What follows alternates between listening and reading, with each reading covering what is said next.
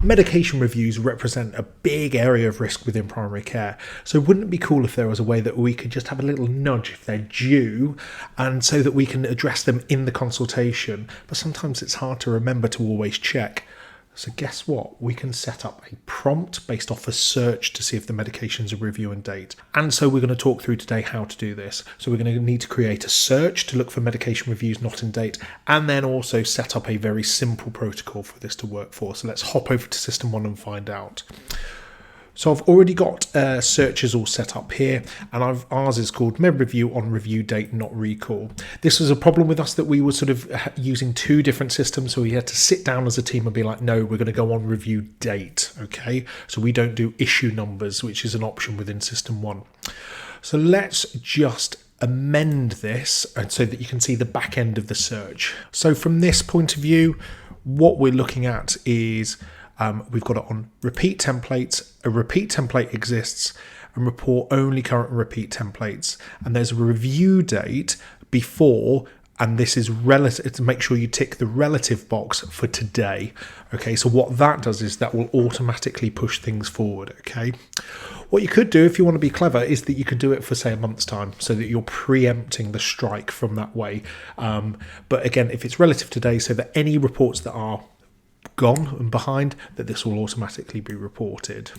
Depending on how your practice set up, you can then add in about doing it for different staff members, and I'll show you an example of mine. So with this one, I've got Dave Hindmarsh med reviews that are out of date, and so let's amend this report. And all we've done here is we've done exactly the same report before. So if I go on repeat templates, a repeat template exists, reports only, and its review date is before, and again relative, and then towards today. Okay, and then all we've done is, because of how we set up our system, that patients have a usual GP, so we've set it up that basically I want to report on my ones, so that if I've got a bit of free time, then I can sort of go through those med reviews and try and get on top of things from that way. Okay, but that's using exactly the same, but just specified with GP, usual GP. But again, it depends on how your practice is set up. So now that we've got that medication review date, we now need to just set up a protocol to sort of trigger it, basically. And that's really, really easy. So we're going to go on workflow support protocols, and I've already got it set up here. Okay, so medication review prompt, we're going to amend it just so I can show you step by step of how to set it up. So on initial details, medication review prompt, okay, and this is just, we've got a couple of categories to sort of make sure it's all the file organization. So automatic prompt for when medication review is out of date. Trigger. Now this is important, and make sure you get this right, because otherwise you're going to get your secretaries, your practice managers, your reception staff banging on your door. So make sure you limit who this triggers down for your specific roles. Okay, so this is for those with clinical practitioner access role, general medical practitioners, and your GP registrars, GP trainees. So basically this will mean that only those specific clinical roles will sort of have that flash up. You might need to go on whoever deals with your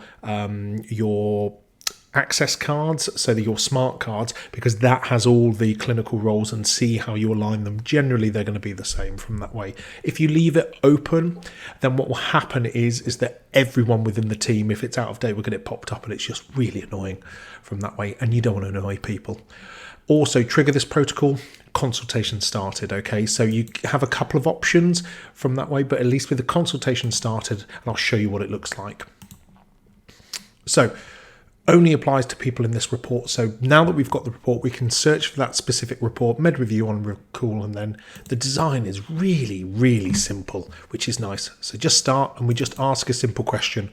We go, medication review required, please complete this in the consultation if able, and it goes okay, and it shuts off. That's it, nice and simple. Okay, what I would advise though, that thinking about obviously time pressures within general practice, is that you put bold in what you want the action to be. Okay, because you know, that's, if someone's quickly reading, it'll be like medication review required, is like, yeah, got it, move on. I'm going to pull up a patient and show you what that looks like in practice, and then that's it. So I've hit start consultation. As soon as I open up the notes, there's a little pop-up saying medication review required. Hit OK, and it's gone. Okay, there's no action that you need to, but then that will trigger me to be like, right, let's go through, have a look at the repeat templates. Is that applicable to today's consultation? So very, very quick video, but a very, very useful little reminder, certainly if you're struggling to get on top of the sort of your medication reviews. If you like that and found that interesting, have a look at my pre-diabetes video, and I'll leave a link to this, hopefully somewhere here.